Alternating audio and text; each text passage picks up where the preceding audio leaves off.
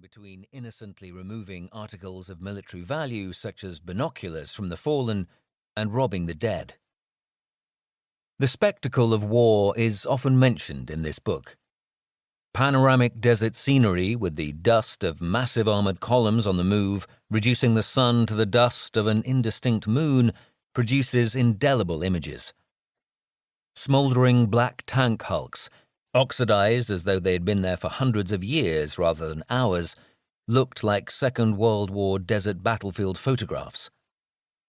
Huge columns of smoke contrasted sharply with the royal blue skies and produced a cinematic vista marred only by tangled wreckage and pitiful bodies sprawled in the way. It is exceptionally difficult to recreate the stench of war, but most veteran accounts allude to it at some stage. The smell is physical in its pungency and promotes a feeling of corruption that ultimately depresses. 60 years after landing at D-Day, my father confided that he still felt nausea at the smell of diesel. It had been floating amid bodies washing up on the beach. Since the Gulf War, I have had a problem with the aroma of spoilt meat, an obnoxious, cloying odor that I never seemed to wash out of my desert uniforms. By the 28th of February 1991, we were 200 miles into Iraq, perched on the edge of a smoking pocket of wrecked Iraqi armor. After 4 intense days, the sky was a subdued grey with a grease-stained mist at ground level. There was relief in that one could measure the future. I flew in a helicopter with Lieutenant General Franks, the commander of the 7th U.S. Corps, on a peremptory end-of-war reconnaissance, and we touched down amid a group of Abrams tanks in the dirty, dun-coloured desert.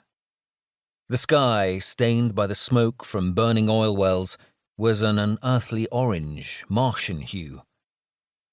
An experienced tankman, the general walked over to speak with the crews. They were covered in carbon smut from their chemical suits, which were starting to come apart in the heat. Faces were grimy from turret combat, accentuating white wrinkle lines and crow's feet around the eyes. The general was strangely affected by his talk with the tankmen. He had visibly aged during the past 4 days of directing combat, striving to preserve life while smashing Iraqi armor. My diary reminded me of the incident. Chat with the tank crewman made the general somewhat emotional. The whole scene had a poignancy to it, neatly framed with black smoke languidly rising from a burning vehicle in the background. Tank crews are not unlike air crews, in that both roles have to do with the impact of machines on human beings. However, within minutes, aircrew rotate from deck chair to mind-numbing combat, then return to sleep in their beds.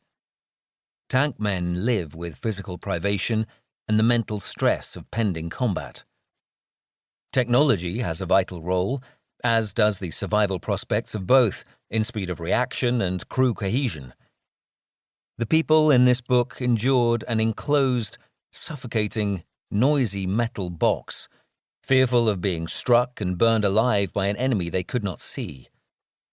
Dominated by mechanical considerations, their earthly environment set these soldiers apart from the rest. They are the tank men. Chapter 1. Genesis. Mother Tank. In the middle of September 1916, the Western Front on the Somme exuded menace. Beneath the smoke and dust that hovered by day and the crackling cacophony of sounds and flashes at night, there existed a devastated landscape that opposing armies were unable to cross. On the British Army's blackest day here, 57,470 men perished. 32 of its 129 fighting battalions lost more than 500 men each.